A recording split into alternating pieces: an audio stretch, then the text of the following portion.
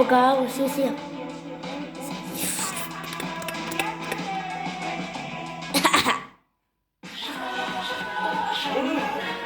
Bir market loteriyası bayramı tələsdirir, hədiyələri indi paylayır. Hər həftə yüzlərlə hədiyyə, hər ay bahalı avtomobil və ən əsası Sibrizdən mənzil səni gözləyir. Hər 10 manatlıq sifariş bir şans deməkdir. Sən də oktyabrın 20-sindən yanvarın 4-ünə dək bir marketdən alış-veriş et, sifarişlərini hədiyyə şansına çevir. Bir marketdən Kazanlara olsun.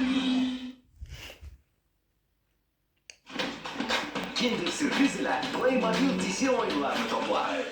17.378 manatın var və Bakıda mənzil almaq istəyirsən, cəmi 15% ilkin ödənişlə Kristalın Biləcəri yaşayış kompleksində tam təmirli mənzil sahibi ol. İndi zəng et. Əlaqə Ulduz 1544. Kristal.az. Sponsorlar Baku Electronics və Çiko Günəbaxan tumları ilə söhbət var verilişi reklamlardan sonra davam edir.